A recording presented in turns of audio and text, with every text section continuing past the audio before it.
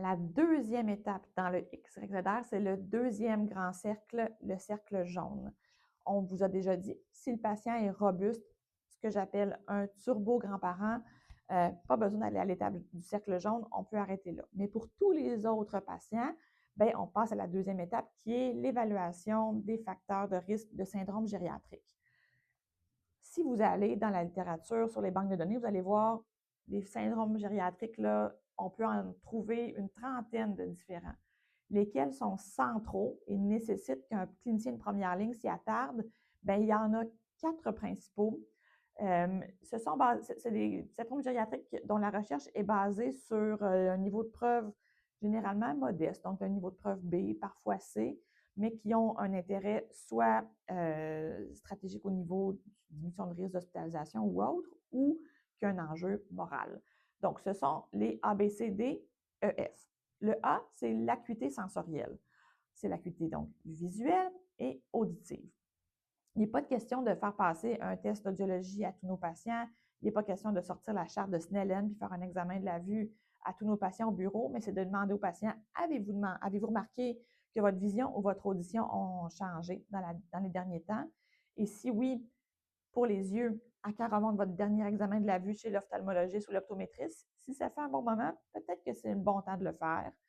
Et pour l'examen auditif, si on a un doute, on peut procéder à un examen standard, c'est-à-dire là, comme le dépistage, comme le suggère la SAAQ, par exemple, dans le formulaire M28, avec la voix chuchotée ou le frottement des doigts. Puis ensuite, l'examen comme il se doit, comme on l'a appris à l'école. Le B, c'est le bien-être. Donc, là-dedans, j'entre le risque de maltraitance et la possibilité d'avoir de la dépression ou de l'anxiété. Donc, les questions qu'on devrait poser, c'est vous sentez-vous en sécurité au quotidien? Est-ce que vous avez du plaisir dans la vie de tous les jours? Est-ce que vous avez un sens à votre vie?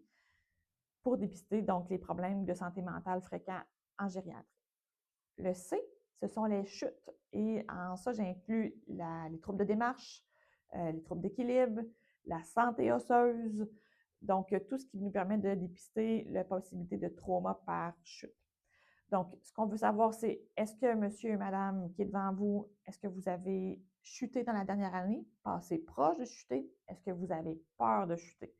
Et de procéder aussi au dépistage de la fragilité osseuse, si jamais c'est indiqué, comme dans les guides de pratique. Le D, c'est pour la dénutrition. On vous demande simplement de peser vos patients et de vérifier s'il y a eu une perte de poids volontaire ou non dans les derniers temps. Et le EF, c'est les syndromes gériatriques qu'on pourrait dire « ça dépend ». Donc, les ça dépend des facteurs de risque. Il faut savoir que si on trouve un syndrome gériatrique dans le ABCD, la probabilité que le patient en ait un autre est très grande.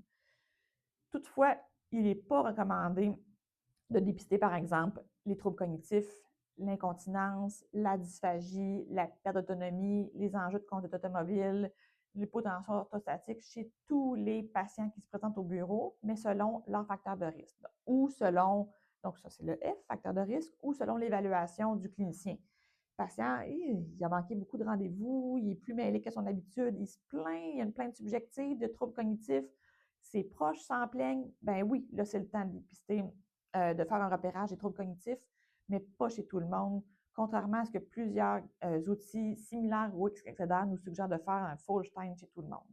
Donc, à ce jour, il faut savoir qu'il n'y a aucune question standardisée qui a été formulée, en fait, pas pour le XYZR, c'est une étape suivante dans notre recherche, à savoir comment on demande aux patients s'il est déprimé. Il existe des questions, mais souvent, ce sont des questionnaires fastidieux qui peuvent prendre 6, 7, 8 minutes tant qu'on n'a pas nécessairement en première ligne.